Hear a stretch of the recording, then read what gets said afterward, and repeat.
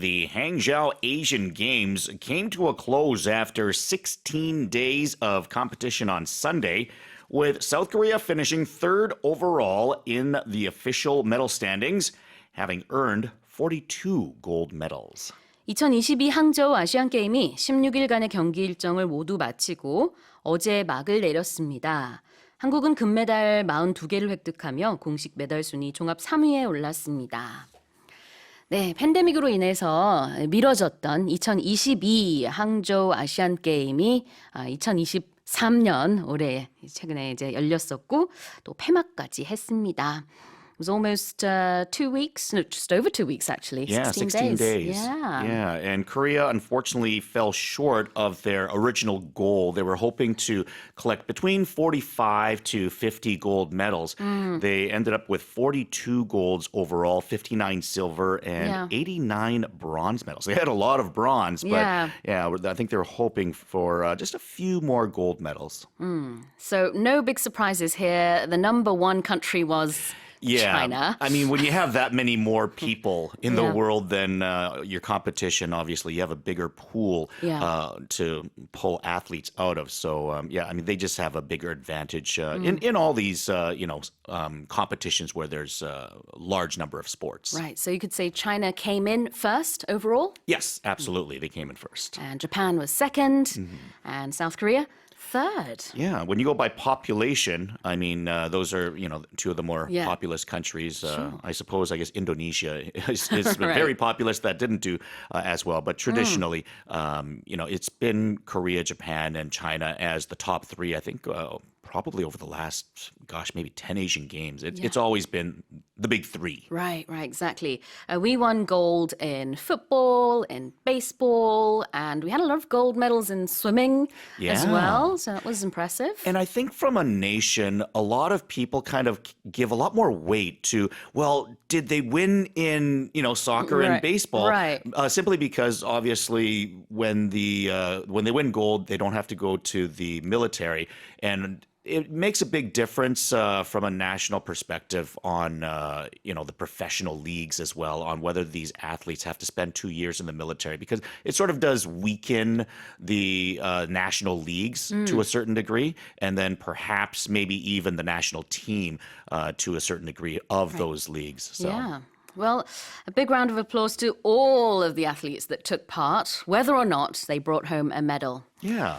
네, 모두 응원합니다. 응원한다고 말해야 되나요? 이렇게 박수를 쳐드린다고 해야 되겠죠? Congratulations. 네, congratulations. 네, 정말 너무나 수고 많으셨습니다. 모든 선수분들이요. 자, 표현 보겠습니다. Something has come to a close. Yeah, when something comes to a close, it's essentially ended, or it's now finished, it's been completed. And it's usually an event that we're talking about, often things like the Olympics or Asian Games, something that's been taking place over a certain duration of time, and now it's come to a close, it is now finished. Come to a close. This is one fixed expression. It means 끝나다. Give us an example. Example sentence. After 2 weeks of intense negotiations, the international summit finally came to a close. ended를 좀 더 길게 멋있게 쓰고 싶을 때 came to a close라고 하시면 되겠고요. 자, 그다음에 medal standings.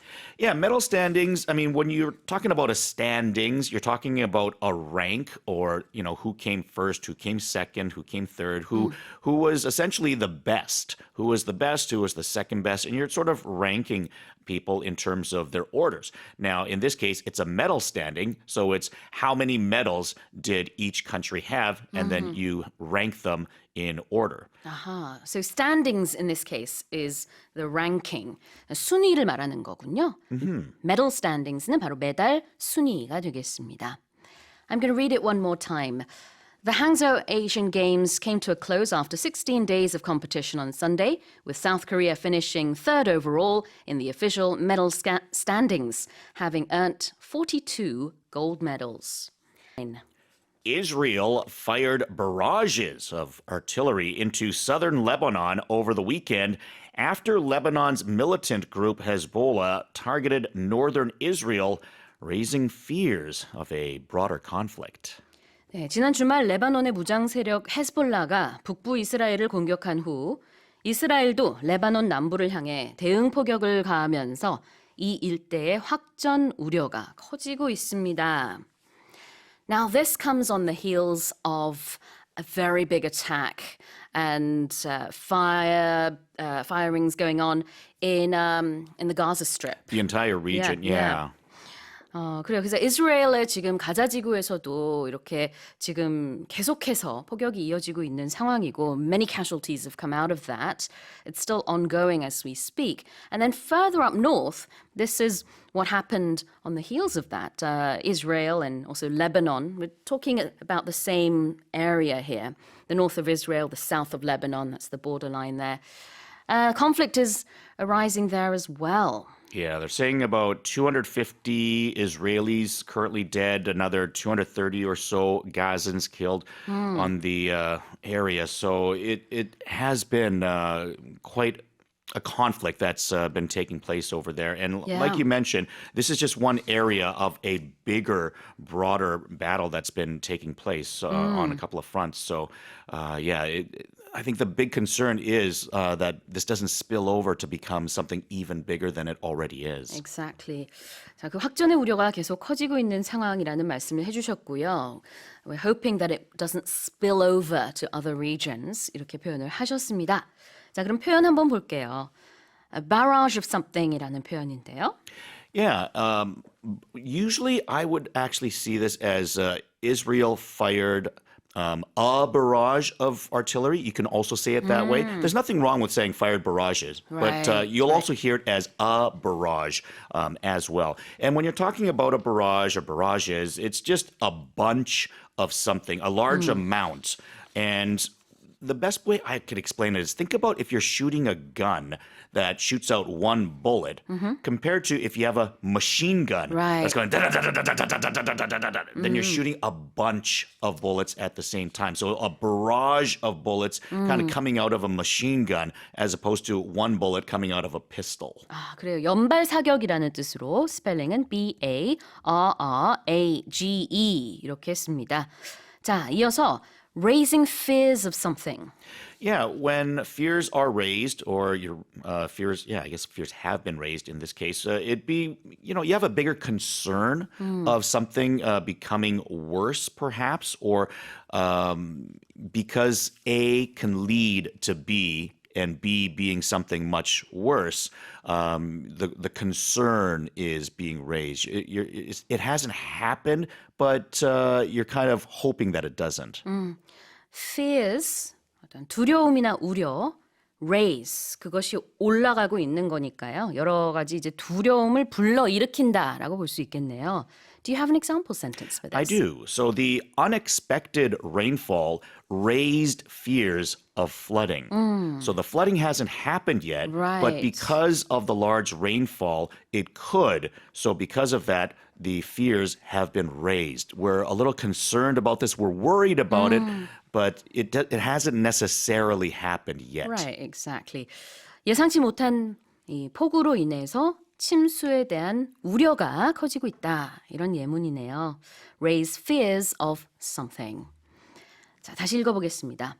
Israel fired barrages of artillery into southern Lebanon over the weekend after Lebanon's militant group Hezbollah targeted northern Israel, raising fears of a broader conflict. Increased seismic activity from one of Hawaii's most active volcanoes, Kilauea, has resulted in approximately 320 earthquakes in 24 hours, according to the United States Geological Survey's Hawaiian Volcano Observatory. 하와이 최대 활화산 중 하나인 킬라우에아 화산의 지진 활동이 증가하면서 최근 하루 동안 약 320차례의 지진이 발생했다고 미국 지질조사국 하와이 화산 관측소가 발표했습니다. That's a lot of volcanic activity. 320 in 24 hours. Exactly. It's like an earthquake every 5 minutes, something like that. That's very scary indeed. But this is a very active volcano, so I guess we're expecting some movement. Maybe not this Yeah. much, but yeah. I mean, the whole area, I mean, it's been raised on volcanic action. So, I mean, people think of obviously Mount Everest as being the tallest mountain in the world, right? Because in terms of elevation compared to sea level, it is. But a lot of people don't realize, in actuality, if you were to measure a volcano by the actual height to where, you know, its floor is, Yeah. it's actually one of the mountains in Hawaii called Mauna Kea. Because if you think about it, the rest of that mountain is just In the sea, underwater. yeah. So if you actually, you know, were to measure the mountain from the sea bed to the actual height of the mountain, it would actually be, a Hawaiian mountain. That always fascinates me and it terrifies me at the same time to think that there's so much under the water that we don't know. Exactly. Yeah. So, I mean, you think of all the action going over there, 320 earthquakes in 24 hours. You can imagine just how many tsunamis or tidal waves and things like that could form from this sort of stuff as well, because that's a lot of where tsunamis come from as well. Yeah, exactly. Seismic action. Let's quickly look at active volcanoes. 3 types of volcanoes, right? So active ones are the ones that, you know, are Spewing out yeah. things, whether Right. it be lava or dust and smoke. and then you have the sleeping ones. Dormant. Right. And then the ones that are dead, right? Extinct? Extinct, yes. Yeah, volcanoes. 저 우리가 보통 이제 활화산, active volcano라고 얘기를 하죠. 그 다음에는 이제 휴화산 같은 경우에는 dormant라고 하고, 그다음에 이제 사화산은 extinct volcanos라고 얘기를 합니다. 자, 그러면 우리 주요 표현 한번 볼게요. Seismic activity. Yeah, when we're talking about seismic activity, we're talking about basically earthquakes and the rumblings of the ground or the moving of the tectonic plates underneath us.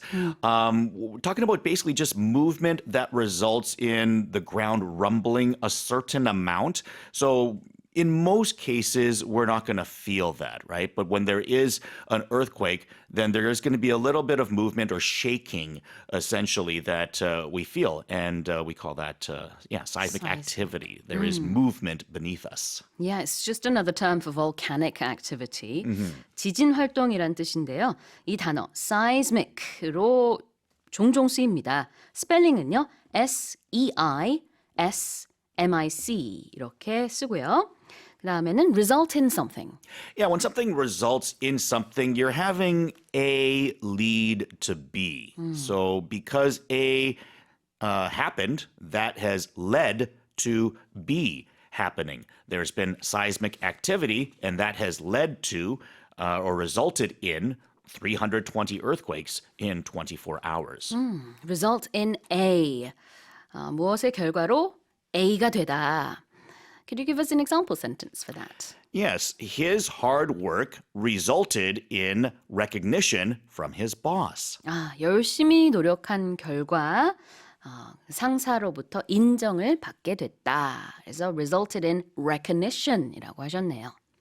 다시 한번 읽어보겠습니다.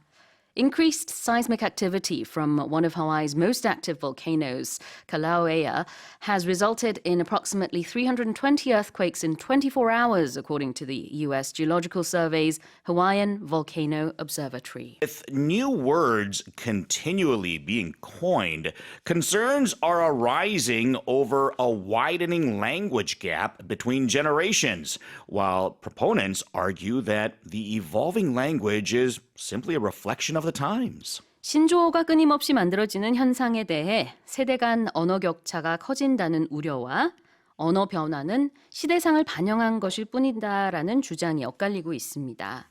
자, 오늘이 한글날이잖아요. 그래서 이 한글날을 맞이해서 우리나라에서 이제 여러 신조어들이 나타나는 것에 대한 설문조사가 있었습니다. 그래서 지금 여기서 말하는 건 the Korean language and Korean new terms를 말하고 있는 거긴 해요.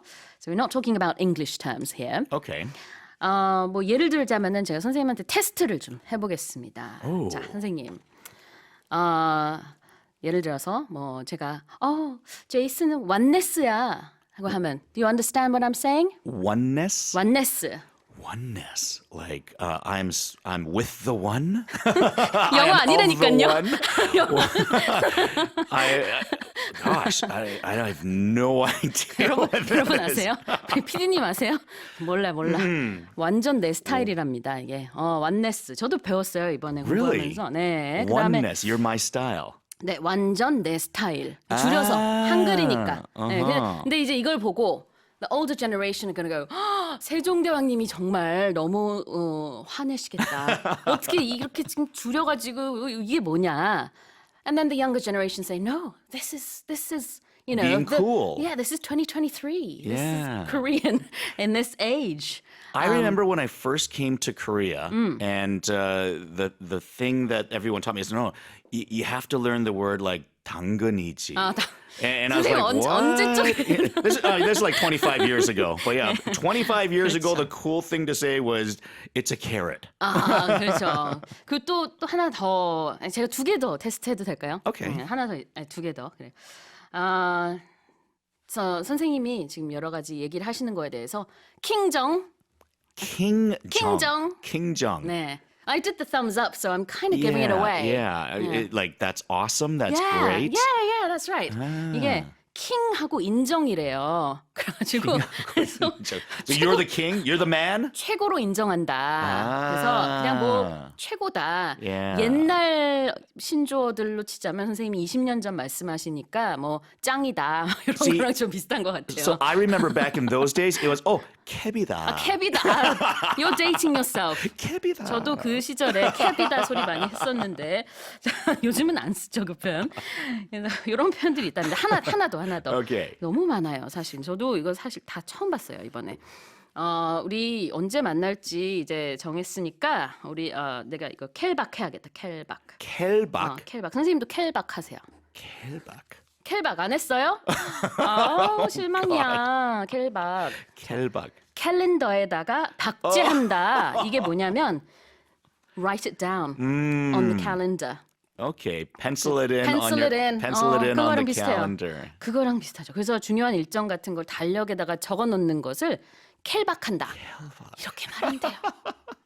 Now, if a 20-year-old were to say these things to you, would you understand? No. No, would I? And, I had a friend visiting from Canada like a couple of months ago, and he brought his high school daughter with him. Yep. And, we were asking her, like, what are some English things that people say? I can't remember any of them right now. But all I do remember was I did not understand any of them. Yeah, and she it's the gave us, same. like he was saying, well, what are some things that, kids say these days that we wouldn't understand? And everything she said, I had no idea. 영어도 마찬가지긴 해요. 신조어가 워낙 많아서 그 요즘 단어들 못 알아듣는 경우가 많이 있습니다. 원어민이더라도.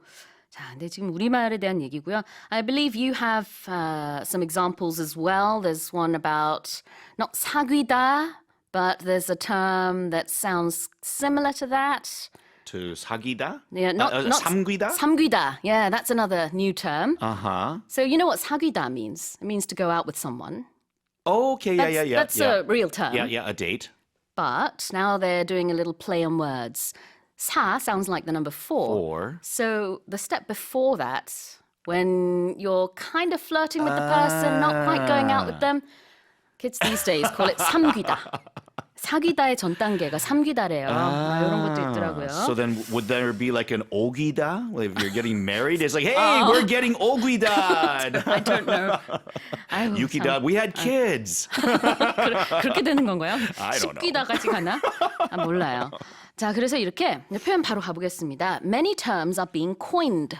Yeah, when you coin something, it's you come up with something, you create something. So literally, like these are terms that are coined by this generation of people. Sometimes if you watch a movie, there'll be a line that's in that movie that was first created in that movie. Sometimes it happens with song lyrics. I've actually done play-by-play where I came up with, I coined my own phrase. There was once I was doing a baseball game, and I think I coined it anyways. Yeah. I don't think anyone came up with this before me, but I said something like, he huffs, he puffs, and he blows the save opportunity. Oh, wow. Because it was, usually Little Pigs. yeah, but it was a play on that because Sure. you either get a save or you blow it. So it's kind of like, oh, he blew it. It wasn't something good. It was something Right. bad. But it was a play on words from Three Little Pigs. 와우, 제이슨 선생님도 새로운 표현을 만드신 적이 있네요. 자, 이렇게 새로운 말이나 어구를 만들 때 코인하다라고 합니다. 그 동전이랑 같은 스펠링인데요. 의미가 달라요. 그 다음에 proponents. 자, 반대하는 사람들만 있는 거 아니고 찬성하는 사람들도 있죠. Exactly. And when you're a proponent of something, then you're publicly supporting an idea or a statement. You're saying, I agree with that. 아, 그래요. proponent는 옹호하는 사람, 지지하는 사람이란 뜻입니다. 그래서 요즘에 이런 신조어들 있는 게 그냥 자연스러운 현상이고 이것은 그냥 우리 언어가 이만큼 변하고 있다라는 것을 보여주잖아요. 라는 그런 옹호하는 입장이라고 합니다. 자, 그러면 다시 한번 제가 읽어볼게요.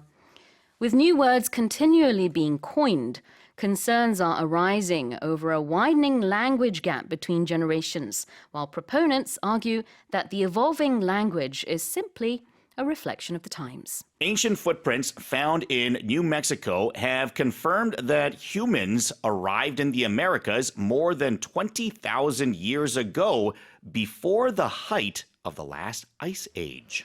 미국 뉴멕시코주에서 발견된 고대 인류의 발자국을 통해 마지막 빙하기의 최전성기보다 앞서는 2만 년 이상 전에 인류가 아메리카 대륙에 들어온 것이 확인됐습니다.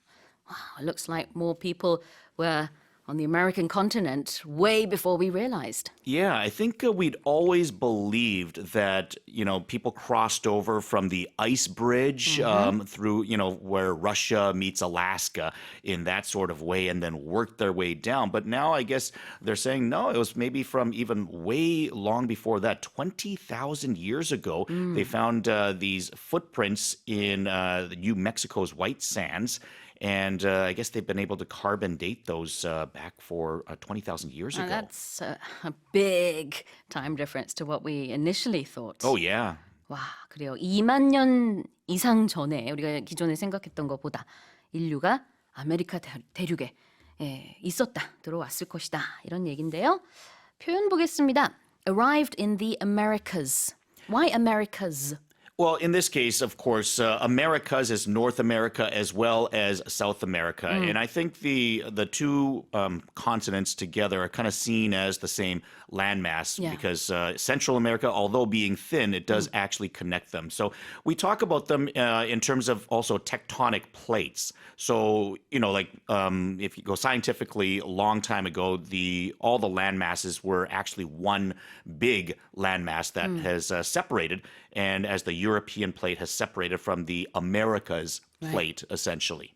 North America 있고 South America 있죠. 뭐 Central America도 있고. 그래서 이거를 Americas 이렇게 복수 형태로 써가지고 아메리카 대륙이라는 뜻으로 말하고요. Arrived in the Americas니까 아메리카 대륙에 도착했다, 들어왔다. 자, at the height of something은요? Yeah, at the height of something is at the peak of something.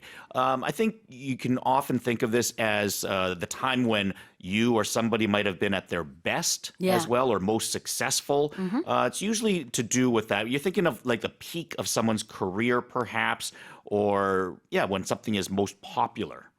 At the peak of something, at the height of something 다 마찬가지로 무언가의 절정이라는 의미가 있는데요.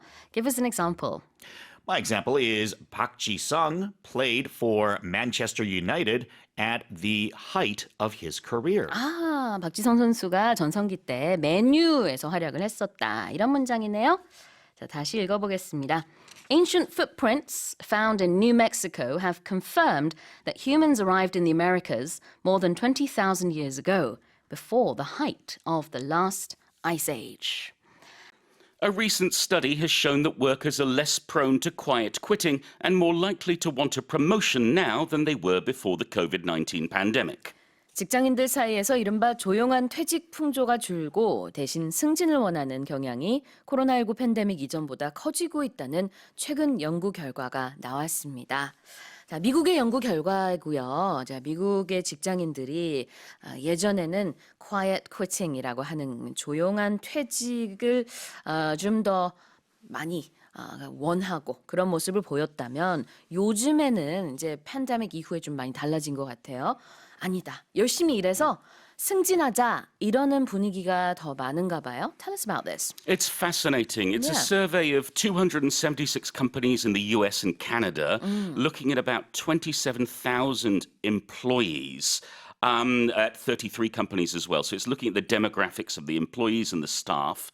When it comes to women, 81% of women said they were interested in getting promoted, and that's up 5 points from 2022, and that's a 10-point increase from 2019. So a lot more women are saying, I want to go up that ladder. Right. When it comes to men, it's 82% of men saying they want a promotion compared to 74% in 2019. Wow.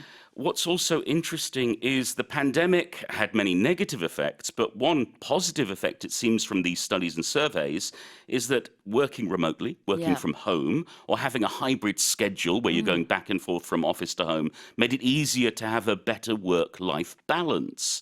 And that made these workers more efficient and more productive. Oh, how interesting. Well, let's talk about this term then. Quiet quitting. What is that? Quiet is to not be loud, and quitting is stopping. 조용히 그만두는 건가요, 그러면?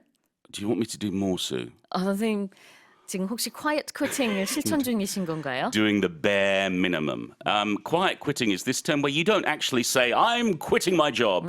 You just only do what you have to do. You don't put any energy or passion into your work. I would say that when I work with you, Sue, I feel like when we're on a live show, we're not just phoning it in, as they say. We're not just, okay, hello and welcome to Morning Special.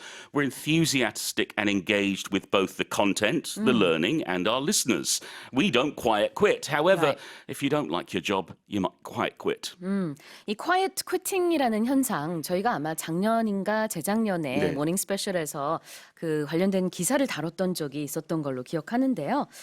조용한 퇴직이라고 해서 직장에서 정말 필요한 bare minimum 최소한의 일만 하면서 마음적으로는 심리적으로는 직장과 거리감을 유지하는 그런 태도를 말합니다. 그래서 진짜 그만둔 건 아니지만 네. 그냥 가서 정말 필요한 미니멈만 하면서 마음은 거의 뭐 좀 떠난 거죠. 이런 게 이제 좀 더 많았다면 예전에는 지금은 프로모션을 원하는 사람들이 더 많아진 것 같아요. Yes, if you want a promotion, you want to move to a higher position. You can't do that with the bare minimum. You can't. You have to do your best. Yeah. You want to go up the corporate ladder, as it were, to go up to the next level, whatever level that may be. Don't confuse it, though, with when a store has a promotion, Oh, yeah. which means some kind of special offer or deal or event. 그럴 때는 어떤 뭐 세일 같은 의미가 있는데 그 프로모션 말고요. 직장 내에서는 승진이라는 뜻이죠. 예문 주시죠, 선생님. I think I deserve a promotion after all my hard work this year. So, Sue, thank you for stepping down as host. I will be taking over from tomorrow. You can be the newscaster. What? PD님 어떻게 된 겁니까? 자, I think I'm getting demoted. No, I look. It's nice to be promoted, but not at the expense of others. 그래요. 자, 승진 그리고 예문은 올해 열심히 일했으니까 나 승진할 만한 것 같아라는 예문을 주셨고요. 이제 미국에서 이렇게 북미권이니까 캐나다도 포함이 되죠. 열심히 일해서 승진을 하고 싶다라는 사람이 점점 늘고 있다는 통계가 나왔습니다. 다시 한번 첫 번째 헤드라인 읽어보겠습니다. A recent study has shown that workers are less prone to quiet quitting and more likely to want a promotion now than they were before the COVID-19 pandemic. The death toll from a devastating 6.3 magnitude earthquake in Afghanistan has surpassed the 2,400 mark as rescue efforts are still on to save people trapped under the rubble. 아프가니스탄에서 발생한 규모 6.3의 강진 이후 잔해 속에 갇힌 사람들을 구출하기 위한 구조 작업이 여전히 진행 중인 가운데 지금까지 기록된 사망자 수가 2,400명을 넘어섰다는 보도가 나왔습니다. Okay, tell us about this. Oh, this is so awful. I mean, so it feels like this year has been the year of earthquakes. Yeah. We've seen so many countries affected by devastating earthquakes. And in this case in Afghanistan, Around something like 6 villages were destroyed, hundreds of civilians buried under debris, and the Taliban is calling for urgent help. And help is on the way. There were 10 rescue teams in the area, and also at least a dozen teams have been sent from international groups. We're talking military sometimes, but also non-profit organizations. And the United Nations Migration Agency has said it's deployed 4 ambulances with doctors and psychosocial support counselors. So it's a tragic accident, but fortunately, help is on the way, and they're trying to rescue as many survivors as possible. Help is on the way, and as you said, we're talking about both non-profit and military and intergovernmental or international, I should say, organizations as well. 자, 그래요. 뭐 WHO, UN뿐만 아니라 레드 크레센트 등등 많은 단체와 그다음에 그 많은 구호의 그런 손길이 지금 아프가니스탄을 향해서 가고 있습니다. 자, 그렇다면은 이 earthquake를 이렇게 표현하고 있는데요. devastating 했다. What does that mean? Yes, if something is devastating, this can be physically or it could also be emotionally. So we'll deal with the meaning here first, which means it's really damaging. There's a huge amount of destruction or damage. So a devastating flood, a devastating earthquake, a devastating tsunami or hurricane. We would use this word when this natural disaster has caused a lot of damage. Yeah. But also bad news can be devastating. If you get some really shocking news you weren't expecting, you may feel emotionally damaged, in which case the word devastating would also be appropriate. 심리적으로 devastating 할 땐 절망적이다. 그리고 여기서 이 지진 같은 경우에는요, 파괴적이다. 그러니까 대단히 많은 그런 피해를 가지고 온 지진이다라는 뜻인데요. 20년 만에 최악의 지진이라고 합니다. 예문 주시죠. The devastating news caught me by surprise. What a shock. 그 절망적인 소식을 들었을 때 나는 깜짝 놀랐다. 정말 충격이었다. 이런 예문이고요. 자, trapped under the rubble. Yes, so rubble is the debris. In this case, when a building has collapsed, there are bits of concrete, brick, or wood. That's the debris or the rubble. Yeah. And if you're trapped under it, it means you cannot escape from it. You are underneath it, still alive, but you need help to escape. 그렇습니다. 자, rubble이라는 게 잔해, debris랑 같은 의미인데요. D-E-B-R-I-S. S는 발음하지 않습니다. Yes, and for a happier meaning of trapped under, for pet owners, especially cat owners, you may sometimes experience the moment of being trapped under cat. Trapped under cat. When a cat is on your lap and you can't get up because you don't want to disturb them. 무릎 위에 고양이가 이렇게 딱 와서 사랑스럽게 앉았을 때 네.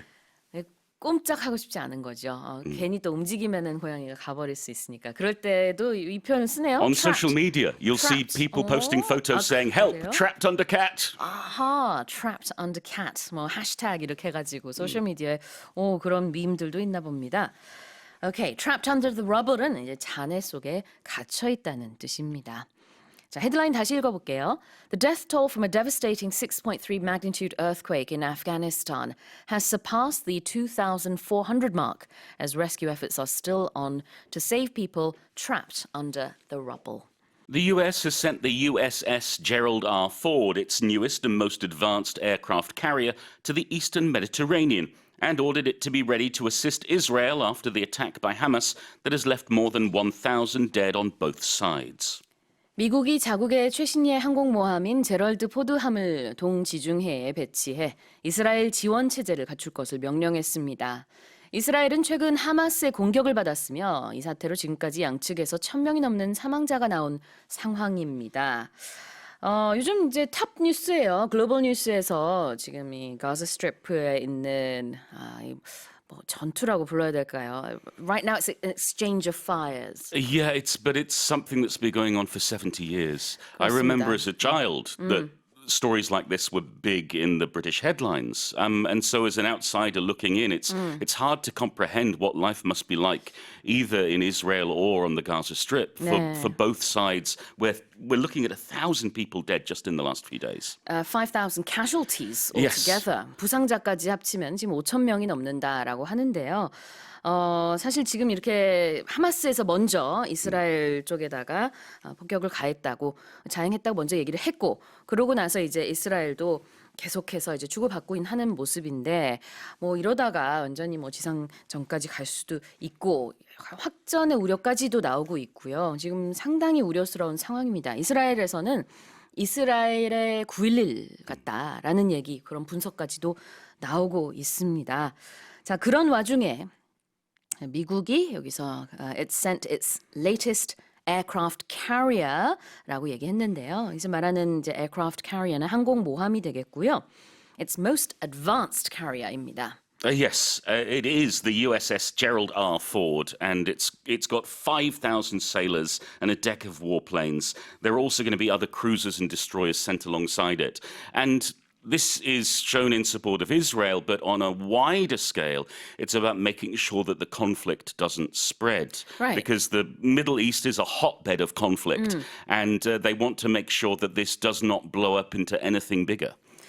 Because Hamas, which is Palestinian-led, of course, them firing Israel and then not being able to get any more aid from Israel, it doesn't really do them any good. But then a lot of experts are saying maybe this is the Palestinian side trying to say we can't, die or we can't just go alone. We're going to pull Israel with us, and the rest of the world is watching, and it's not going to let that happen. It's a very worrying situation, and we'll just have to keep our eye on it. 네, 자 일단은 most advanced라는 것은 최첨단이라는 뜻이고요. Yeah, I think most people like to have the most advanced smartphone in their pocket. The latest model. The one that's come out the most recently that has the most features and the most power. So if something is the most advanced, it's the latest technology. In this case, military technology, meaning it is the latest aircraft carrier that has all the best up-to-date equipment. 네, the most up-to-date equipment, the most advanced. 그래서 그런 aircraft carrier를 미국 측에서 보냈습니다. I believe there have been some American casualties in the area already. Yes, Yeah. I think the latest news I saw this morning was 11 was announced by the White House. It's an unfolding situation and a very dangerous situation. 네, 그래서 이제 it's going to be ready to assist Israel이라는 표현이 나오고 있는데요. Yes, and the word assist here, it was a formal way of saying help. If you assist someone, you help them. And if you're ready to assist them, then if they need your help, you're there ready to do it. 네. In the same way, we have the word assistant. Yep. What is an assistant? Somebody who assists, somebody who helps you. 우리 방송에도 이제 AD가 있거든요. Assistant Director죠. 그래서 그 도와주는 역할을 하는 조감독이 되겠죠. 그 다음에 assist 우리가 축구 같은 경우에는 어시스트 한다 이렇게 우리 외래어처럼 쓰기도 하는데 You're helping the striker by passing them the ball. 네 그렇습니다. 영어식으로 했을 때는 강세가 assist 네. 네, 두 번째 assist 이렇게 들어간다는 거. 자 예문을 하나 주시죠. I am ready to assist you in any way, Sue. Just tell me how. Oh, thank you so much. Like, what do you need me to do?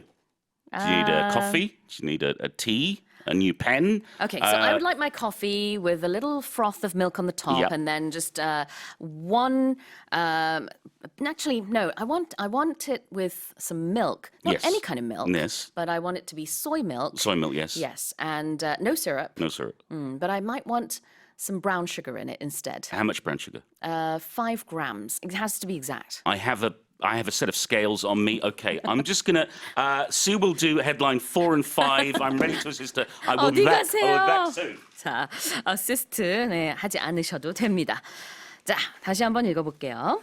The U.S. has sent the USS General R. Ford, its newest and most advanced aircraft carrier, to the eastern Mediterranean and ordered it to be ready to assist Israel after the attack by Hamas that's left more than 1,000 dead on both sides. A neighborhood in Ujeongbu in Gyeonggi Province has installed the country's first anti-litter media screens, or smart mirrors, which display video footage of litterers caught in the act by AI-operated CCTV cameras.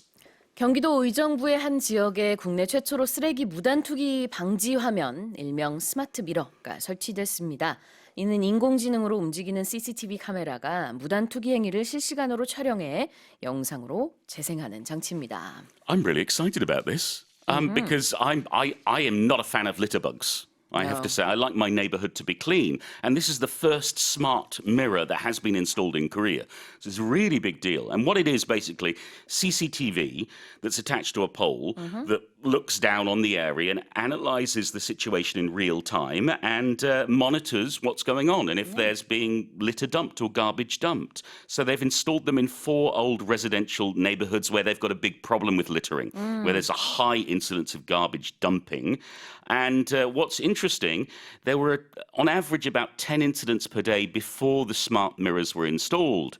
After a week of installation, no more dumping. 와우. They work. 벌써 효과가 있네요. 자, 표현을 한번 보겠습니다. Anti-litter. Well, if you're anti-something, A-N-T-I hyphen, it means you're against it. So anti-litter means you're against littering. Like some people will be, anti-computers. I don't want computers in my house. I want everything analog. 그럴 수도 있죠. Or you can be anti-war. Please, let's stop the fighting. So you can be anti-something, or if you want to be the opposite, you can be pro-something, P-R-O hyphen. You also have to always add what it is you're anti. Yes. You can't just say you're anti. Unless you're talking about your mother's sister. That's a different kind of auntie. 그래요. 우리가 이게 anti다라고 이제 콩글리시로 말하긴 하는데 영어식으로 하면 anti하고 뭐에 대한 반대 입장인지를 쓰는 게 좋고요. 자, 이게 반대뿐만 아니라 무언가를 방지한다는 의미가 있을 수 있습니다.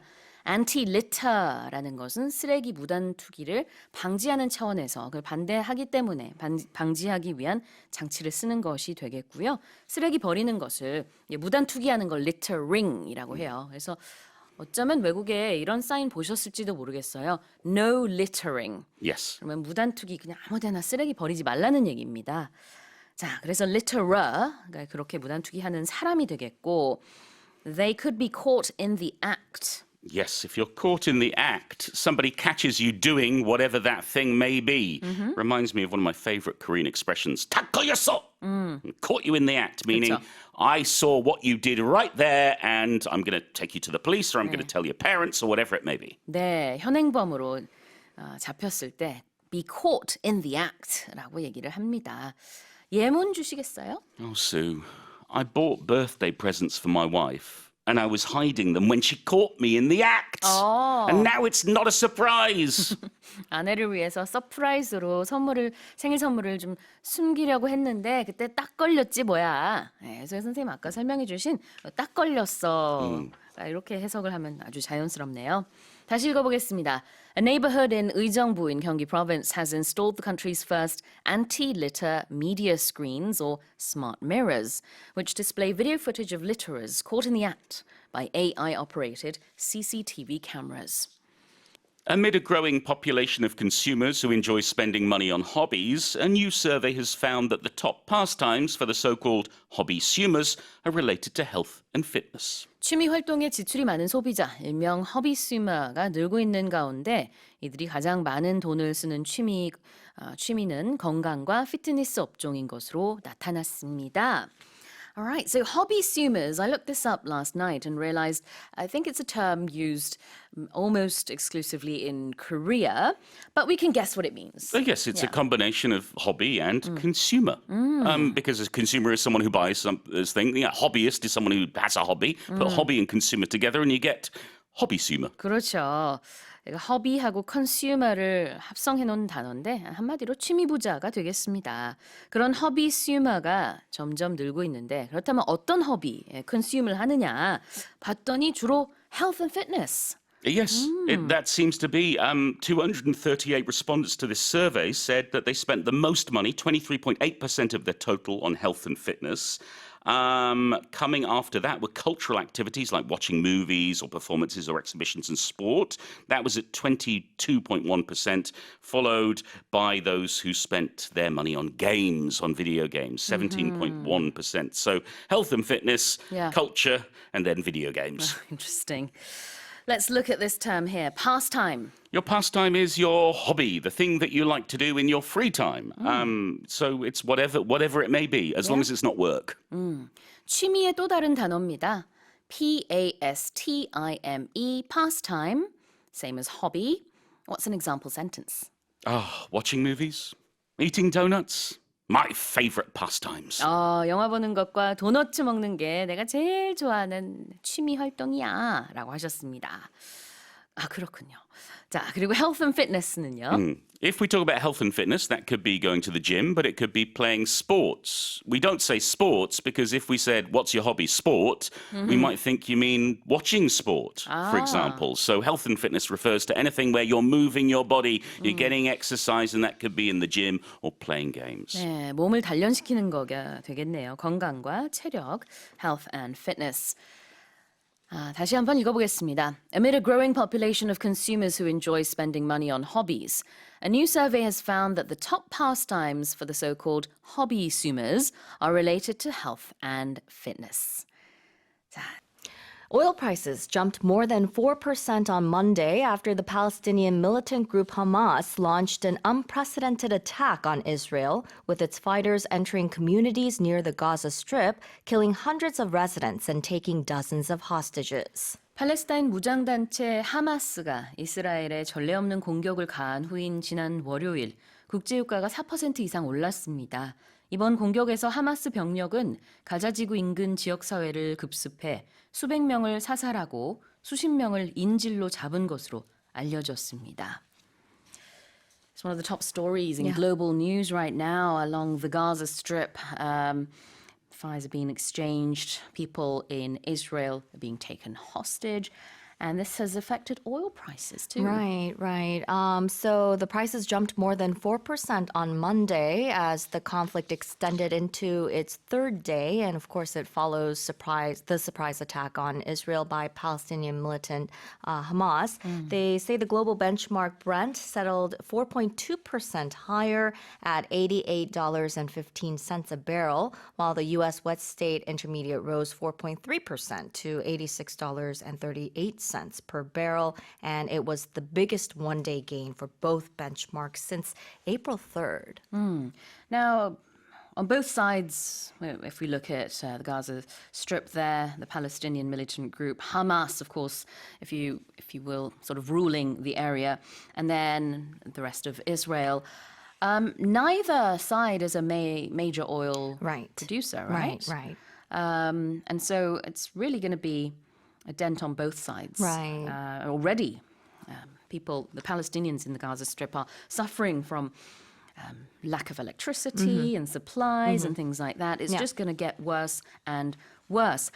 As you said in the headline there, hundreds of residents have already been killed on both sides. And Israel's, especially many women, have been taken hostage. So it's just getting bigger and more devastating. Right. So, after hearing this, I think a lot of people are concerned, will this affect our electricity or gas bills this winter?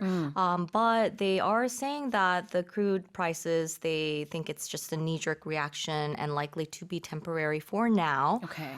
Because, as you mentioned, neither side is a major oil player. So Israel, it has, I think, 2 oil refineries with a combined capacity of about 300,000 barrels per day. So they're saying that, it's not going to be a long-term thing. So the surge in prices will just be temporary. Can you tell us about that term there? You used a knee-jerk reaction. Knee-jerk. So knee-jerk, it's like something that just happens instantly. So I think people were probably expecting the oil prices to surge. It usually happens. Knee-jerk is when when you touch that part of the knee, when you go to the doctor's office, they usually check to see if all your functions are working. And when you hit that part, your leg moves on its own. So that's what happens here. It's something that kind of happens automatically. 어떤 이제 거의 반사적인 자동적으로 나오는 즉각적인 반응 이런 것들을 a knee-jerk reaction이라고 Yeah. 합니다. 병원에 갔을 때 이제 의사가 여러 가지가 지금 다 제 기능을 하는지 확인하려고 도구를 가지고 무릎을 이렇게 톡 치면은 바로 올라가죠. 다리가. It should. 그렇게 돼야 되는 거죠. 그게 바로 knee-jerk reaction인데 그런 어떤 즉각적인 반응이 바로 지금 얘기하고 있는 유가가 오른 것이다라고 전문가들은 보고 있는 거군요. Right. 근데 그 얘기인즉슨 또 다시 좀 내려갈 수도 있다 이렇게 보여지기는 합니다만 지켜봐야겠고요. Yes. 영어 표현 보겠습니다. So this attack that Hamas first of all carried out, it's an unprecedented attack. Right. So unprecedented means without previous instance or never before known or experienced, something that's unexampled or unparalleled. So for example, the football team enjoyed unprecedented success this year. So that means they probably, last year, they didn't enjoy as much success, but this year they're seeing the success that they've never seen or experienced before. That's right. And you have to stress the s sound in the middle. Yes. It's not unprecedented, Yes. but unprecedented. Yes. 전례 없다라는 뜻이고요. 발음 주의해 주시면 되겠습니다. Dozens of hostages? Right. So dozen means 12. So dozens means 12 times more. So, it's more than 20, more than 30. Hostages are captives. So someone who has been captured by a person or organization and who may be killed or injured if people do not do what that person or organization demands. They usually demand a ransom if you've been taken hostage. Yeah. In this case, they're probably not demanding a ransom, but they're demanding other things, exchanges or they have something else that they want. And of course, if this does become an outright battle or Yeah. war or something, then of course Hamas is most likely going to use those hostages to their advantage. Right. hostage는 인질이고요. 인질로 잡히다라고 할 때는 be taken hostage라고 하고 dozens라고 할 때 여기 dozen은 12라는 뜻이 원래 있는데 dozens라고 했을 때는 수십 명, 수십 개 이런 뜻이 있습니다. 자, 그래서 dozens of hostages, 수십 명의 인질. 헤드라인 다시 읽어보겠습니다. Oil prices jumped more than 4% on Monday after the Palestinian militant group Hamas launched an unprecedented attack on Israel, with its fighters entering communities near the Gaza Strip, killing hundreds of residents and taking dozens of hostages. This year's Nobel Prize in Economics has been awarded to American economic historian Claudia Golden for her research in uncovering the key drivers behind the gender pay gap. 올해 노벨 경제학상은 성별에 따른 임금 격차의 주요 동인을 밝혀낸 연구로 미국의 경제학자 클로디아 골딘 교수가 수상했습니다.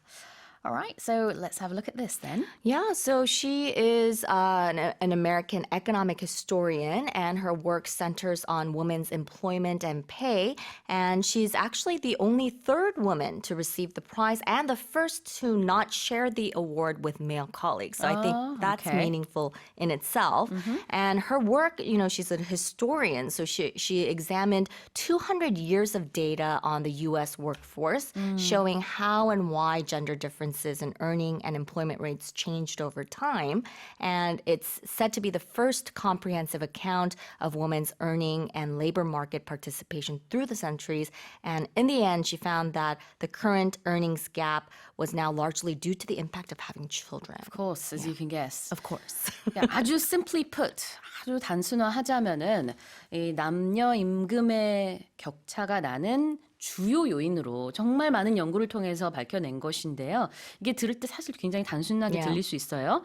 여성이 이제 출산을 하고 이제 아이를 키우고 그렇게 할 수밖에 없는 생리적인 구조로 Yes. 우리가 살고 있기 때문에 그것이 사실 임금 격차가 벌어지는 가장 큰 요인이다라는 것을 여러 가지 근거로 밝혀낸 것이고요. Yeah. 네, 우리가 지금 굉장히 simplify 했지만 Yeah. 복잡한 연구입니다. Yeah, it's very complicated. Yeah. But basically, I think what she said was, married women, they start to work less after industrialization, but then their employment picked up. Yep. but their gender pay gap, it still remained, although women were still working more compared to before. 네, 많은 분들이 뭐 잘 이해하실 것 같아요.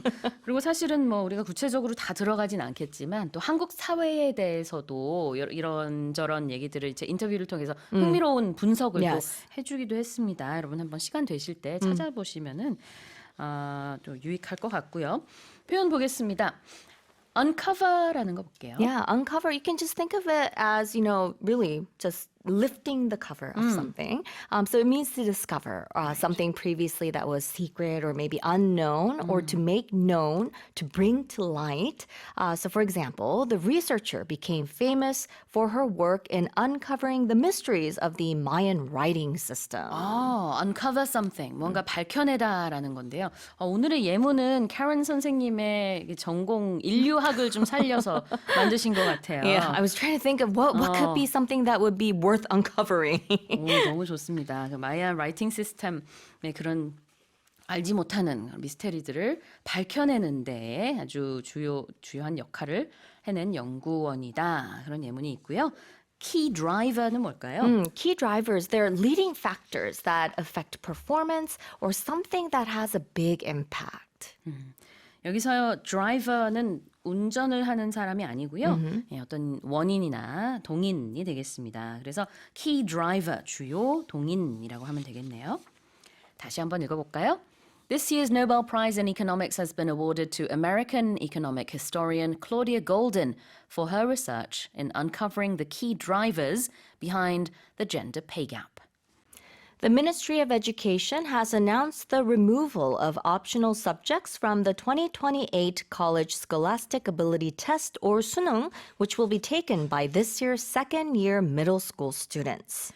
교육부는 올해 중학교 2학년생들이 4년 후에 치르게 될 2028학년도 대학 수학 능력 시험부터 선택 과목이 폐지된다고 발표했습니다.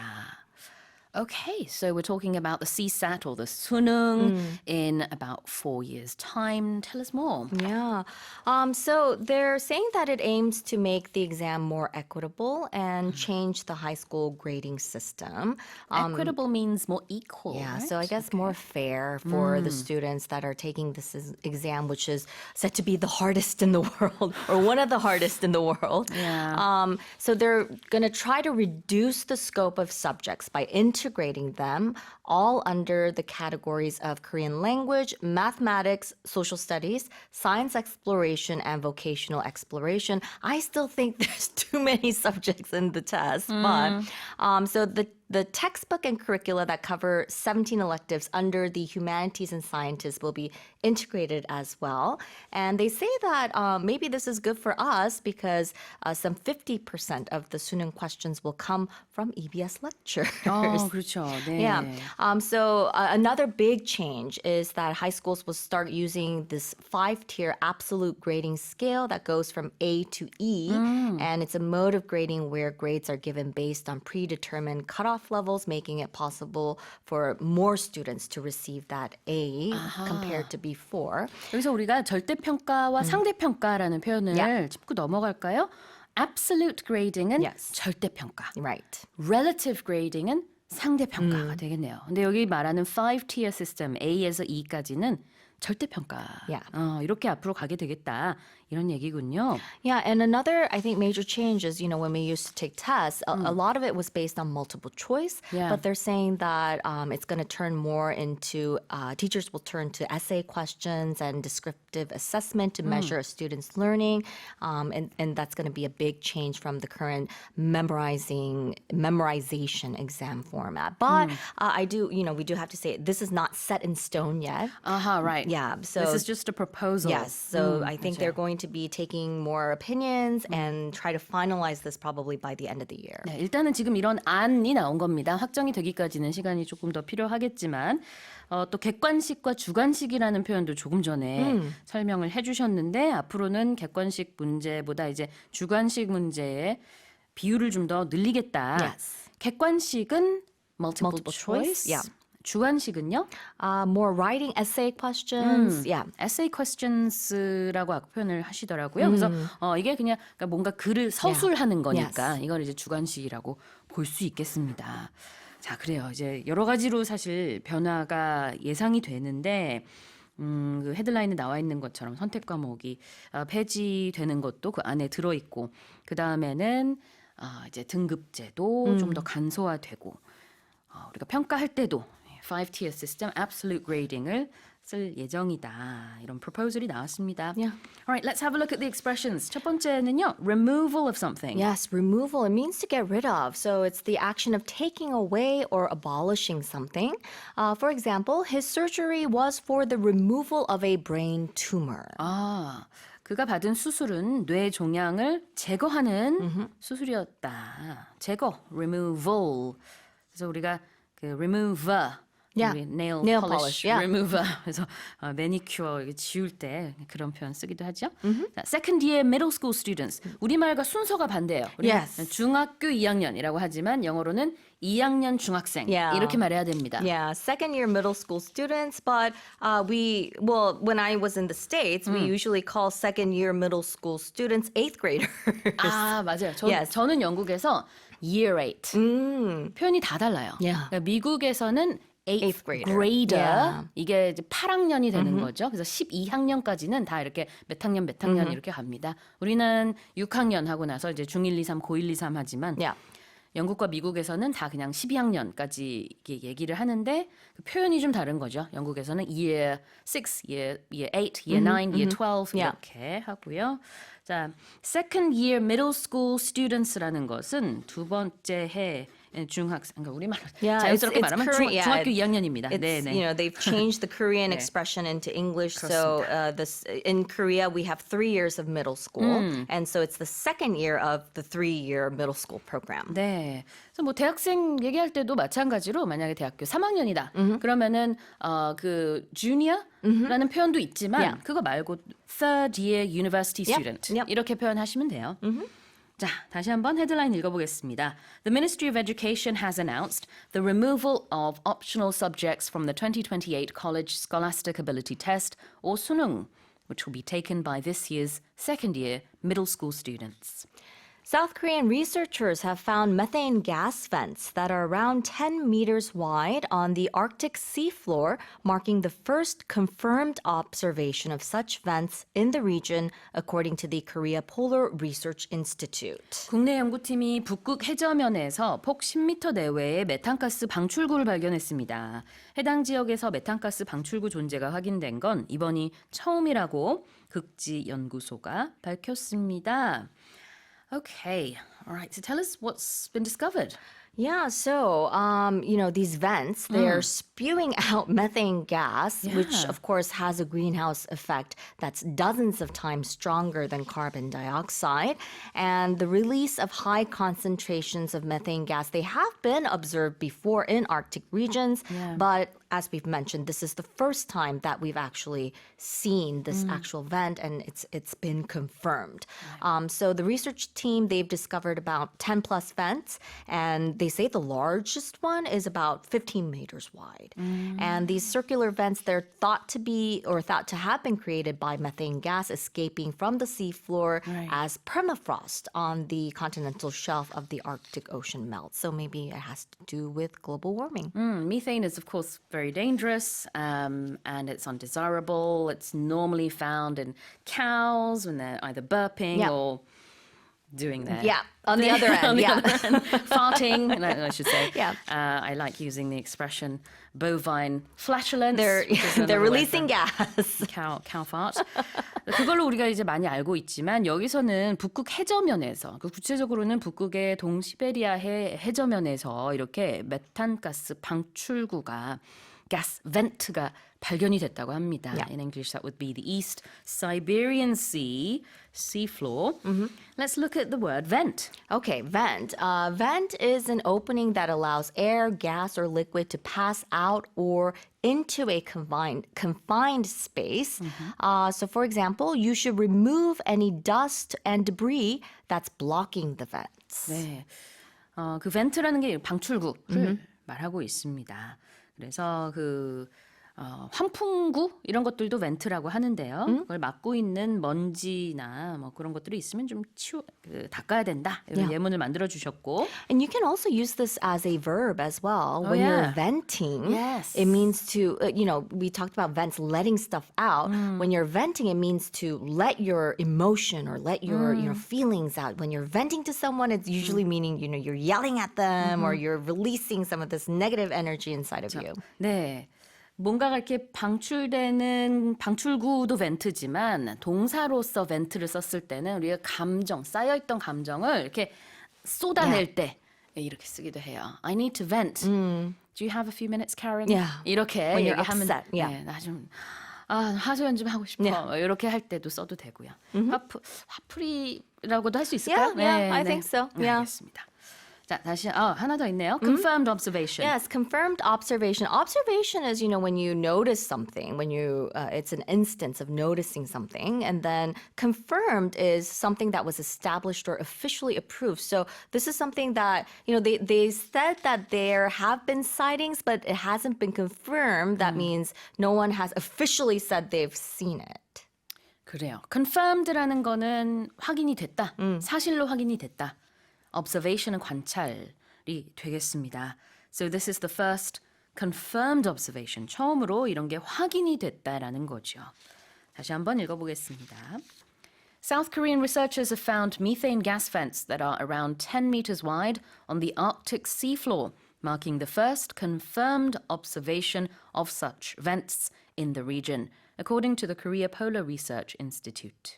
A new study suggests that carrying out mundane everyday chores could be the best way to wind down, with watering plants and hanging out the laundry to dry being among the most popular stress busters. 일상적인 집안일을 하는 것이 스트레스 해소에 도움이 될 수 있다는 새로운 연구 결과가 나온 가운데 그중 가장 인기 있는 스트레스 해소책으로 화초에 물 주기와 빨래 널기 등이 꼽혔습니다. Tell us more about this. I cannot agree with this. 동의할 수 없다고요? 자, 일단은 그 얘기부터 해야 될 것 같아요. 이 설문조사가 2,000명의 영국인들을 대상으로 했다는 거. 그래서 영국의 생활 패턴이나 컬처가 우리랑 다를 수 있고, Yeah. 네, 그래서 아마 캐런 선생님이 보시자마자 뭐 이러면서 스트레스 푼다고 No. 하셨을 수도 있는데 A chore is a chore. 알려주세요. 네, 뭐. Okay.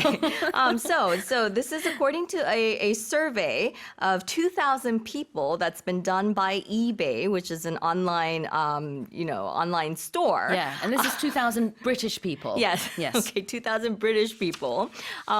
So what they found was that a quarter of them found vacuuming the most calming, while almost 1 in 5, so about 18%, said that tinkering under the car bonnet, so fixing their car, was beneficial for relieving stress. And 31% said that they found chopping herbs relaxing. Okay, maybe I can kind of understand that. If you like cooking and if you like the smell of herbs, maybe that's a little bit relaxing. While the same number said that they liked watering plants, 28% said that they actually enjoyed hanging out the washing. 네, 영국에서는 아무래도 이 전원 생활도 많이 하고요. 가드닝 관련된 것, 정원 꾸미기 이걸 많이 하다 보니까 톱 10 안에 가드닝과 관련된 게 무려 4개나 들어 있어요.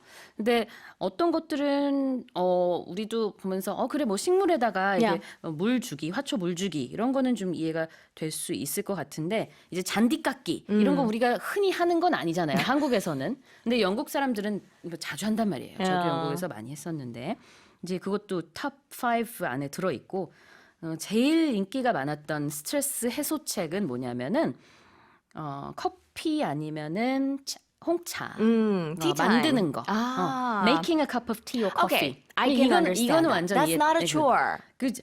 That's not a chore. 나머지 것들은 거의 이제 일상적인 그 집안일이랑 좀 비슷하다면은 이거 사실 제일 스트레스 푸는 방법 1위로 뽑힌 게 커피나 티 만드는 거. Although that's not a chore, it is a very mundane, It is. everyday thing. 맞아요. Yeah. mundane thing이라고 하면은 굉장히 그냥 일상적인 Yes. 우리가 그냥 뭐 특별하지 않은 We say boring. boring mundane. 맞아요. Yeah. 약간 지루하기도 Yeah. 할 수 있는 그런 것들을 말하잖아요. 제가 이 톱 10을 한번 쭉 나열해 드릴게요. 1위부터 10위입니다. Number 1, making a cup of tea or coffee. Number 2, watering plants. Number 3, chopping herbs. Number 4, hanging out the washing. 빨래 널기죠. Number 5, mowing the lawn. 잔디 깎기. Number 6, folding the washing. 빨래 개기. I hate doing that. 저도 안 좋아해요. Stressful. Number 7, vacuuming.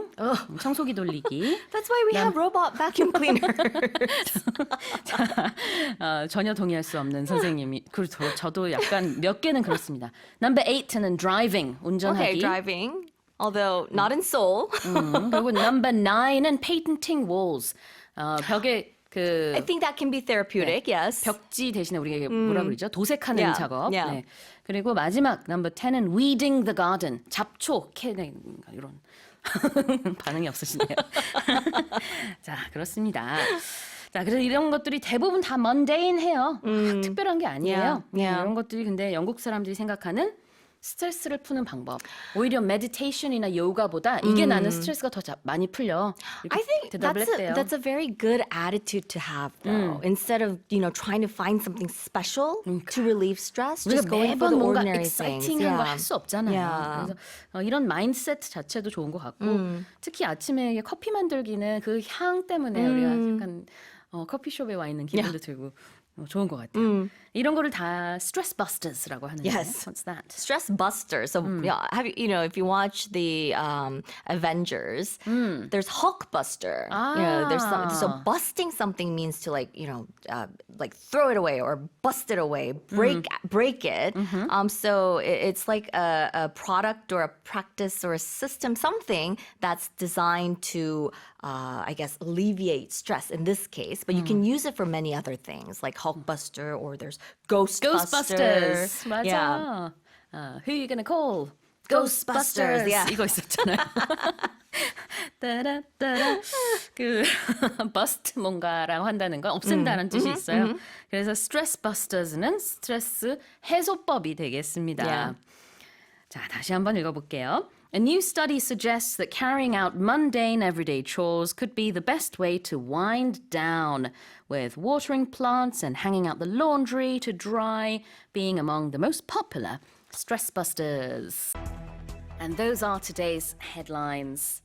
자, 이제부터 헤드라인을 하나씩 자세히 살펴보겠습니다. Ray? The prices of salt and sugar surged to their highest level in a year in September, stirring widespread concern over kimchi making costs ahead of the upcoming 김장 season. 지난달 국내 소금과 설탕 가격이 1년 만에 최고치를 기록하면서 다가올 김장철에 들어갈 김장 비용에 대한 우려가 커지고 있습니다. Okay, well, kimchi making season is just around the corner, but everything is so expensive. Right, and if we look at what happened in September, the consumer price index for sugar in September was up 16.9% compared to a year earlier, so nearly 17%. Salt, even worse. The consumer price index for salt advanced 17.3% compared to September of the previous year. Right. And that is the steepest increase since August 2022. 그래요. 소금 같은 경우에는 1년 전에 비해서 소비자 물가 지수가 17% 이상 올랐고 설탕도 거의 17% 올랐습니다. 그래서 굵은 소금 같은 경우에는요. 지금 킬로그램당 14,000원이 조금 넘는 수준인데 이 쌀값이랑 비슷하거나 조금 더 비싼 수준이라고 하니까 얼마나 많이 올랐는지 좀 체감이 되실 것 같고요. And then the 절임 배추, which is, the cabbage that's been steeped in salt water and then, just ready for the 김장. That right now costs roughly about 50,000 won for 20 kilograms, which is, again, pretty high and steep. And if it's going to cost this much to make kimchi, how expensive is it going to be to buy it? Right, and they're also saying that due to a lot of this, so a lot of these price hikes are because of lower production in some major producing markets for sugar and salt, and a lot of that is blamed on climate change and a lot of the weather we experienced we saw around the world this summer. So their industry sources are saying now that many other things could increase in price as well. So things that use a lot of sugar and salt, so bread and milk, for example, we could all see those prices on the rise as well. 그래요. 뭐 소금이랑 설탕이 들어가지 않는 음식이 거의 없잖아요. 그러다 보니까 많은 음식이 지금 이미 가격이 올랐거나 앞으로도 좀 오를 수 있는 가능성이 보여지고 절임 배추 같은 경우에는 지금 20kg당 한 5만 원 선 정도라고 합니다. 이게 전반적으로 봤을 때는 이제 채소 가격이 오른 거, 소금 가격이 오른 것도 있겠지만 또 인건비도 오르고 이러다 보니 전체적으로 많이 비싸졌습니다. 표현 볼게요. The first expression to look at here is stirring concerns. Stir. You're right. So it says stirring widespread concern. So that means it's causing people to become concerned. And when you hear widespread concerns, that means a lot of people are worried about something. Yeah. So when something stirs something, it causes it, and it usually causes an emotion. So it might stir up anger, for example, resentment. Yep. So my example sentence is his comments stirred some resentment from the team. So that like I'm putting that in a sports context, Yep. but that happens sometimes. So whose comments? It could be one player's comments. Or a coach. A coach, a reporter, a pundit, anyone like that who says something, well, that might cause members of the team who that person was criticizing to really get angry. Exactly. I have a cup of coffee in front of me. Okay. And sometimes I like to add a little bit of milk. Sure. And maybe some sugar. And then I'll stir it all together. Sure. stirring이 원래는 이렇게 휘젓다라는 의미가 있어요. 우리 커피 안에 있는 것들 다 이렇게 저어서 먹듯이. 그런데 우리가 비유적으로 말할 때는 어떤 그 동요를 하게 만든다든지 무언가 이렇게 큰 바람을 일으킨다든지 이럴 때 많이 씁니다. 그래서 지금 레이 선생님의 example sentence에서는 그의 말 때문에 팀 안에서 많은 적대심을 불러일으키는 사태가 발생했다. 물론 뭐 그게 선수의 말이 될 수 있고 뭐 누구의 말이 될진 모르겠지만 그 말로 인해서 큰 일이 벌어졌다. 이렇게 보면 될 것 같고요. You can also talk about something causing a stir. Oh yeah. Then it's As used a as a noun, noun, yeah. but causing a stir means creating some type of controversy or some type of excitement. Okay. So like a movie, like a big premiere for a movie, that can cause a bit of a stir. Everyone's excited and talking about it. Some comments that somebody makes about something, maybe something critical, Right. about a, say like a country or about a team or about a politician, whatever it might be, can cause a stir, can get people a little bit angry, a little bit riled up. Right. You can stir up people's emotions. 그러니까 어떤 감정이나 분위기 같은 것을 불러일으킬 때 이런 표현을 씁니다. STIR 이렇게 쓰고요. Now what about ahead of something? Right before something. So you do something ahead of something to prepare for it.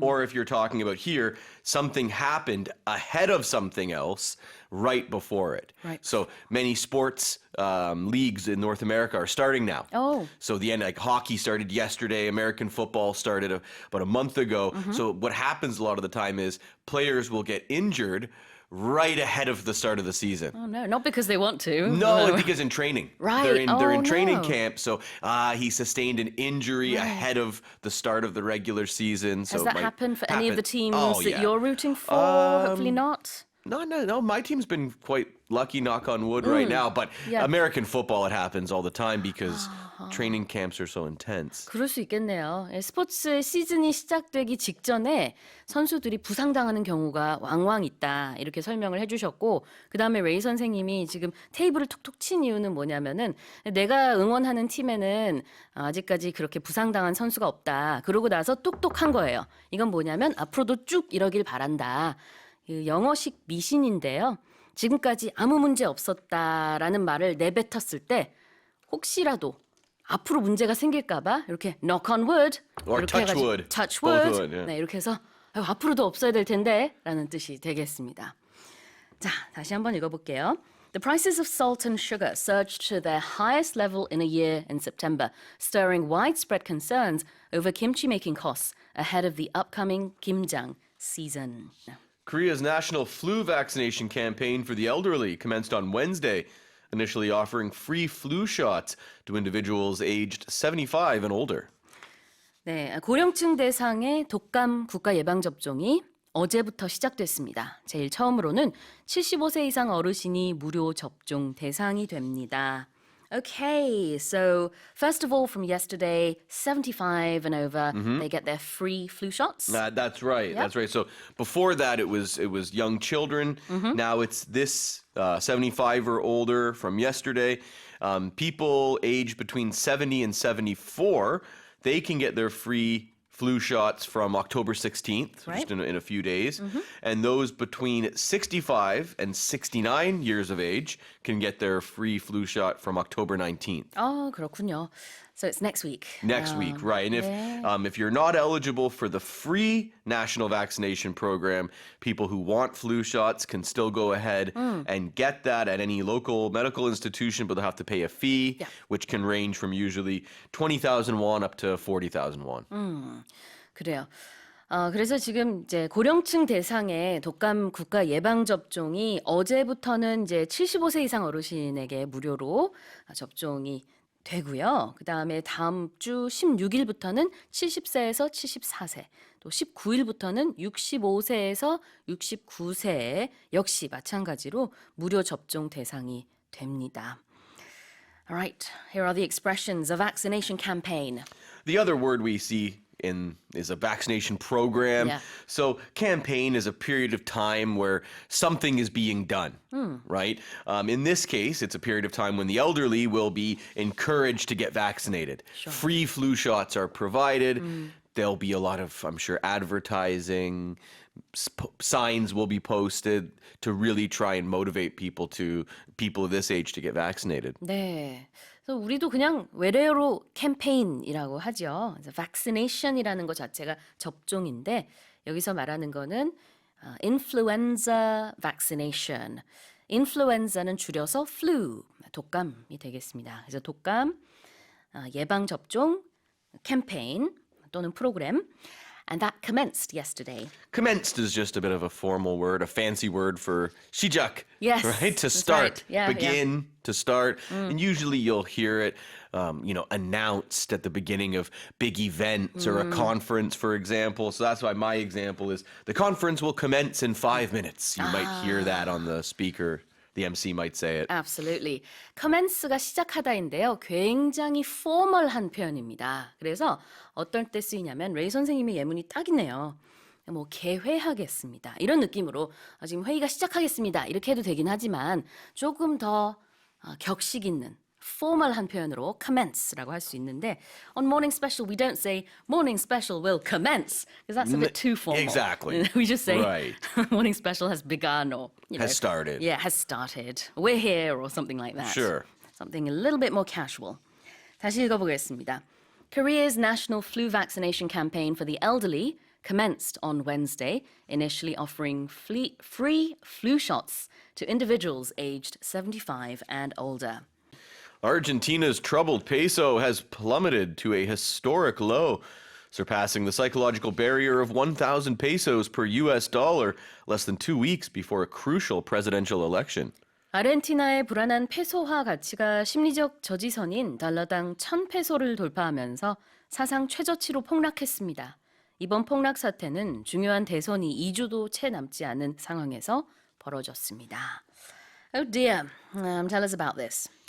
Right, it's just always problems with currency in Argentina, but the latest crisis is really because, and we talked about this in August, there was a primary in August, and this radical libertarian candidate, he is now the front runner. He got first place in the August primary. His name is Javier Milei. Since the primary vote, because usually whoever wins the primary is considered the most likely to become the next president. Right. And no one saw him. He sort of came out of the blue a little bit. Since the primary vote, the Argentine peso has plummeted 44%. So obviously that's not good. And some of the reasons for that, the main reason is that Milei wants to replace the peso with the dollar. Dollarize the Argentinian economy, and he also wants Argentina's central bank to be abolished. the peso had been going down for months since Right, this, right. but it took a really sharp downturn on Monday because he did a radio interview and he said, "Oh, the peso is only issued by Argentine politicians, so it's not worth anything." I think he compared it to dong, to poo. Wow, to Yeah, excrement. Excrement, yes. Oh, he 그렇군요. said it's not worth crap. So the end goal for Milei would be to get rid of Get rid of the peso, yep, and then use Oh. the US dollar and get no, rid it of is- the Argentinian central bank. That really is quite radical. Yeah, it is. Right. So they're saying here now the depreciation of the peso is going to accelerate insane inflation even more. So in August, Argentina's inflation rate was at 124%. 자, 그러니까 지금 무슨 얘기냐면은요. 대선이 얼마 남지 않았는데 그 예비 선거에서 프라이머리에서 지금 하비에 밀레이라고 하는 후보가 1위를 했습니다. 그러니까 지금 그대로라면은 이제 대선에서도 승리할 가능성이 매우 매우 높아요. 그런데 이 하비에 밀레이 후보는 페소화 없애고 그냥 달러화 쓰자 이런 그 공약을 내세우고 있기 때문에 여러 가지 방침들을 또 얘기를 하고 있고 그래서 그런지 진짜 페소화의 가치가 뚝뚝뚝 떨어지고 있고 심지어는 좀 전에 선생님이 아까 그 똥이라고 말씀을 하셔서 저 깜짝 놀랐는데 There's no other way to put it. That is what it said in 근데 several articles. 뭐라 그랬냐면 실제로 지금 페소화의 가치는 excrement랑 비슷하다. 그래서 이게 이제 공식 표현으로 변을 영어로는 excrement라고 합니다. 그 단어가 여러 가지 있잖아요. 그 정도로 이제 비유를 하고 있네요. 와우. 좀 더 봐야 되겠습니다. 2주 후에 진짜 이제 대선 결과가 어떻게 될지 또 페소화는 어떻게 될지 봐야겠네요. Right now, the value of the peso is at an historic low. The lowest point ever. If you see a historic low, it's at its lowest point in history. It's never been that low before. 그렇군요. Historic low라는 건 사상 최저치가 되겠고요. Some people say a historic low. I say unhistoric Yeah, me low. too. Oh, you do? Okay. Yeah. And they're both correct. Yeah, Yeah, it's it's just one of okay. those. Just one of those. 맞아요. Yeah, one of those strange things. It is a very strange word. You might also see all-time low. Oh, Is yeah. that an all-time low or an all-time high? It's the same meaning. Yeah. A historic low, an historic high. 네, 사상 최저치. 자, 그리고 it's even surpassed the psychological barrier of 1,000 pesos per US dollar. Right. So this this 1,000 pesos per US dollar doesn't really mean anything, right? Like that in and of itself doesn't Yeah. really mean anything. Right. We talk about psychological barriers. These are just something that affects the way people think Right. or act or perform, and it can cause people to panic. Yep. It can cause anxiety. Like a barrier is some obstacle. So it's something in your brain that a lot of times we use it like, again, I'm going to use another sports reference. It happens a lot in sports where an athlete or a team has a psychological barrier when they play against another team. Okay. So years and years ago, there was this amazing pitcher for the Boston Red Sox, Pedro Martinez. He was like the best pitcher in baseball. But when it came to the postseason, he could never beat the Yankees. And you could just see it. Like he would be amazing all year, and then in the biggest game, in the biggest moments, he would crumble. And I've seen like so many athletes will have this problem. So that was their psychological It was barrier. a psychological barrier. Just there was something in their brain that just caused. Maybe they had anxiety. Oh my God, we're getting down to this. We might win. Like my favorite hockey team, they have a psychological barrier against the team from Boston.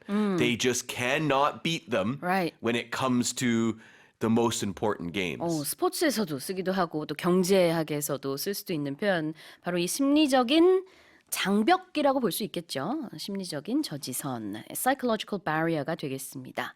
자, 다시 한번 읽어볼게요. Argentina's troubled peso has plummeted to a historic low, surpassing the psychological barrier of 1,000 pesos per US dollar, less than 2 weeks before a crucial presidential election. A new report by the Culture Ministry and Korea Tourism Organization shows that K-beauty, K-pop, K-content, and K-food take the lead as the most commonly cited reasons by foreigners for visiting Korea. 문화체육관광부와 한국관광공사가 발표한 보고서에 따르면 한국을 찾는 외국인들이 꼽는 방문 이유로 K-뷰티, K-팝, K-콘텐츠 그리고 K-푸드 등이 선두를 달리는 것으로 나타났습니다. Okay, tell us about this report.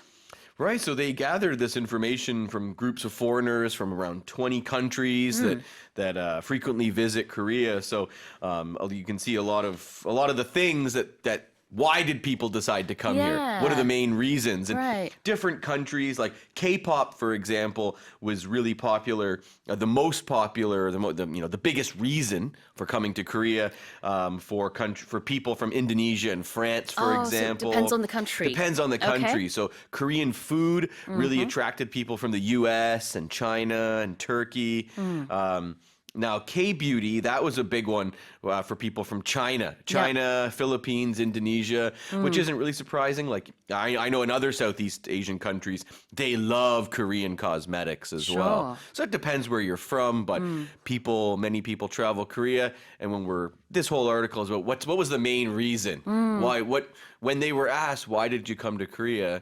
What did they mention? 네, 한국을 방문하는 관광객들이 많은 20개국에서 이 K-컬처의 어떤 점들을 가장 이제 흥미롭게 느끼고 관심을 갖는지 조사를 한 겁니다. 그래서 여러 방면으로 조사를 했는데요.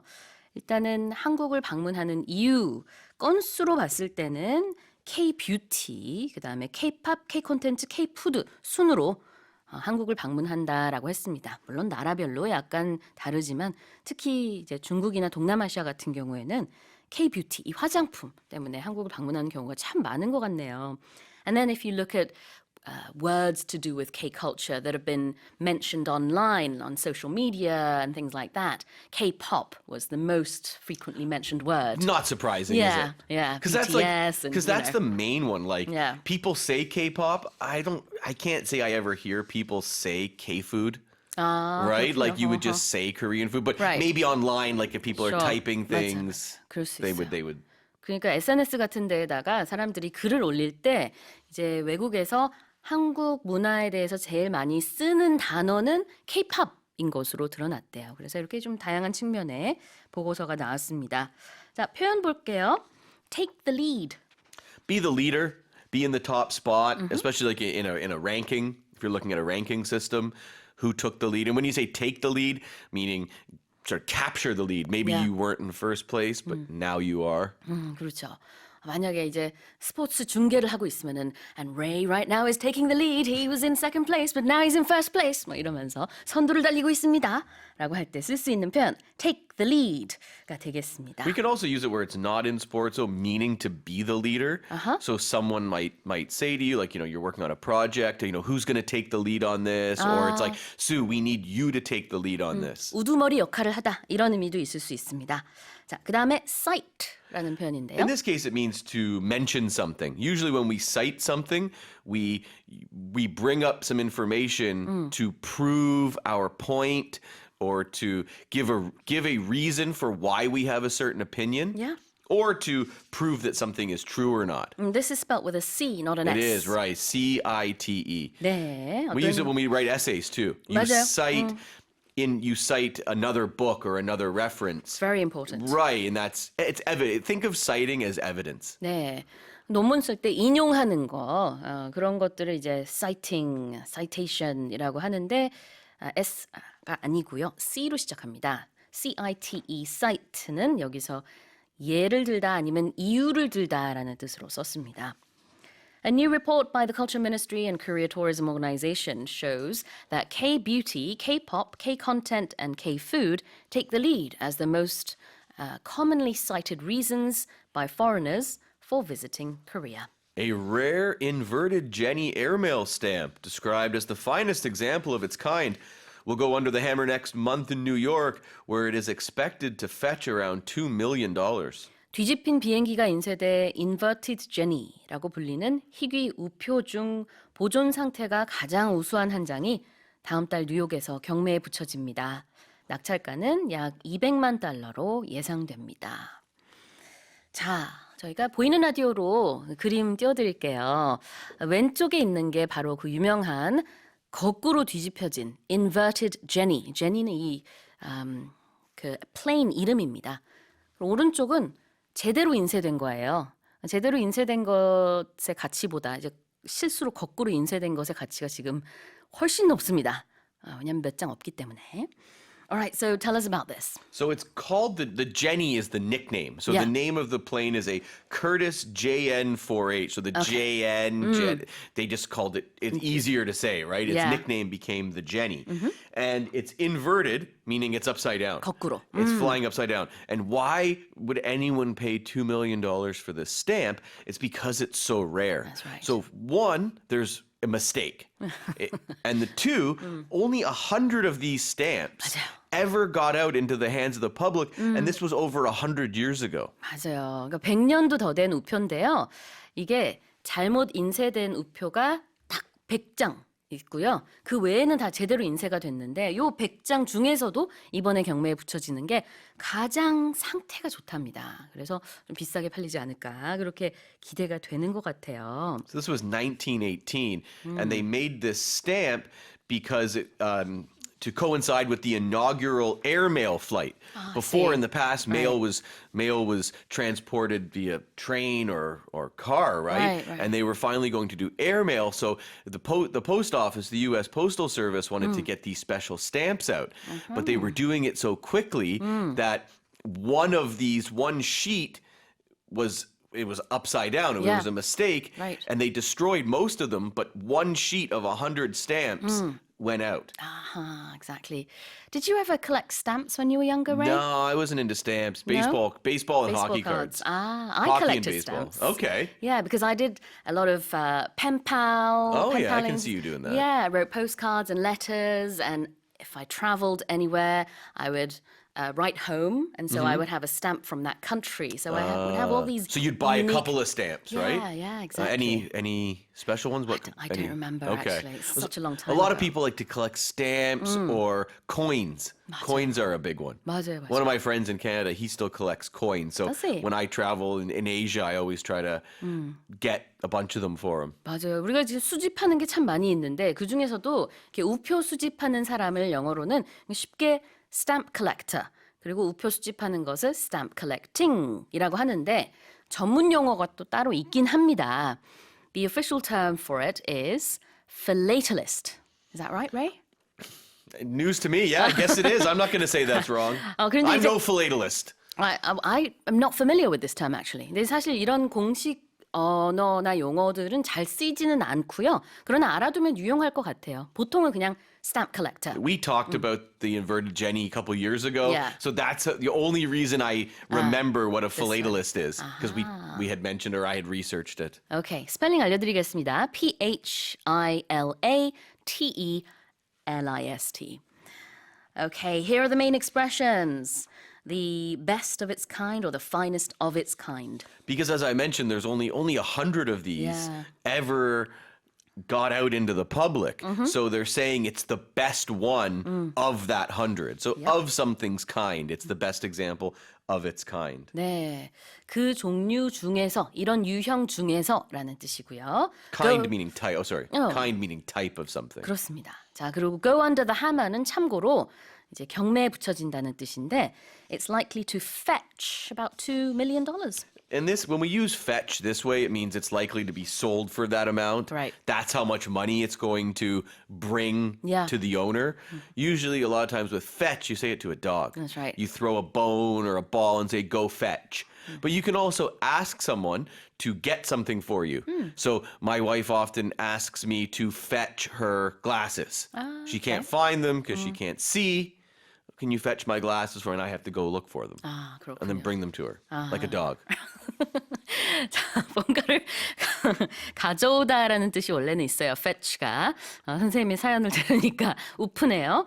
그래서 보통 강아지한테 공 던져주고서는 fetch 이렇게 얘기 많이 하는데 경매에서 fetch는 이만큼의 돈을 가져올 것 같다. 즉 얼마에 팔릴 것 같다라는 뜻입니다. 다시 읽어볼게요. A rare inverted Jenny airmail stamp, described as the finest example of its kind, will go under the hammer next month in New York, where it's expected to fetch around $2 million.